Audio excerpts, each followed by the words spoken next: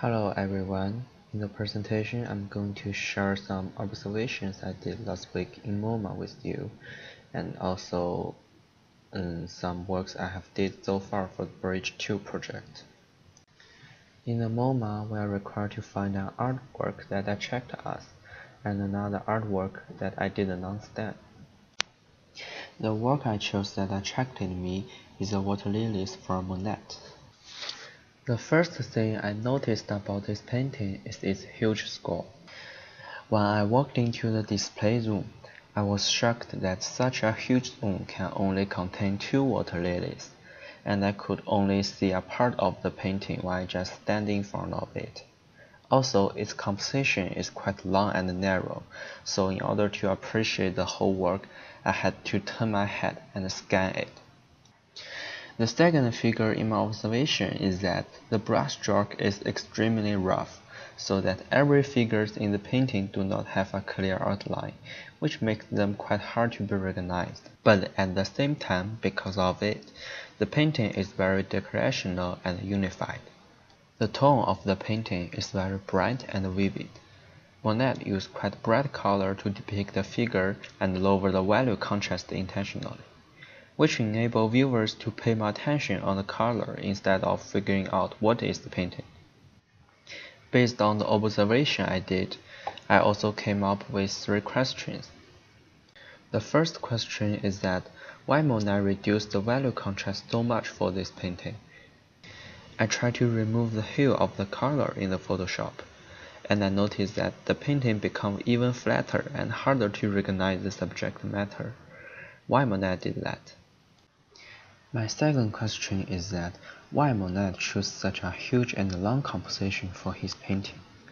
Most of the paintings he had painted in his life were in portable size, but why only for the water lily series he used such an unusual size?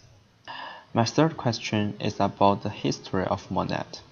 Just looking at the Monet's work in the order of time, I noticed that the figure in his painting become increasingly unclear. The brushstroke is also become more and more rough. Basically, the painting is become more and more two-dimensional. Why? The second painting, which is the one that I didn't understand, is painted by a Russian artist whose name is Max Ennis. Although I could not totally understand the painting, I was still attracted by it. This oil painting was quite eye-catching among the paintings around it because of its strong contrast on both color and line. The painter used a large area of black and dull yellow as the background, which is warm and dark in the value. But for increasing the contrast, when he depicts the flower, he used very bright and cold color, bright blue and white. Besides, the organic and chaotic line of the figure creates a strong contrast on line with a clear and simple line of the background. Besides the contrast, the artist also used a horizontal composition. With the edge of the black area and the yellow area, the painting is divided into 2 parts, with one clean and high-value part and a dark enriched part. The figure provided enriched detail, and the texture of the line create a sense of movement and rhythm. I also have some questions about this painting. Firstly, why the figure of the painting is kind of blurry and the form of the body is distorted? What does the artist trying to express through this painting? Secondly, why the painter used such a large area of black? What feeling does it create with other colors in the painting? Finally, just looking at the central part, there's some white organic shapes on the figure. What functions does these white dots in the central part have? Nextly, I'm going to talk about the work I've done for the project 2. They are the 2 paintings I finished for the first day. For the work in the left side, I finished it based on the rule that only using short brush stroke. I researched about how Impressionists use the color. One of the features of Impressionism is that painters would use pure color to print out canvas directly and let them mix together visually when being viewed. so I also adapt this method and try to use it in my work. For the second drawing, I try to use only one line to finish the whole drawing, and also learn how the line was used in the next drawing, and try to simulate it in my work.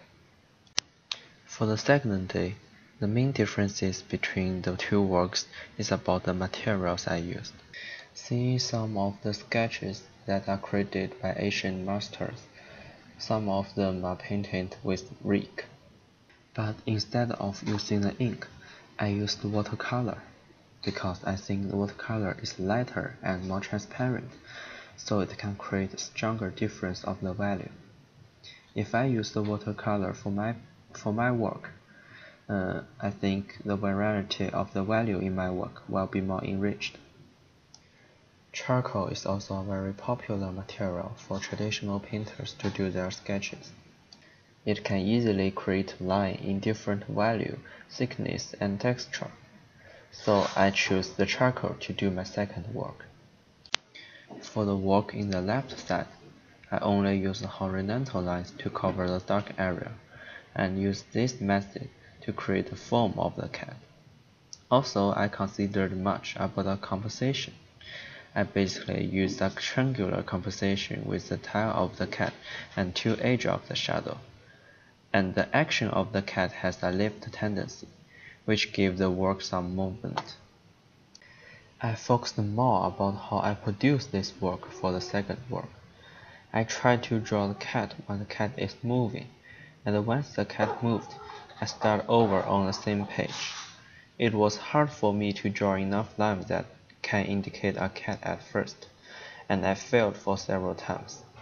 But finally I got a recognizable work, and the mark not only depict the cat in the movement, but the cat in a period of time. That's all of my presentation.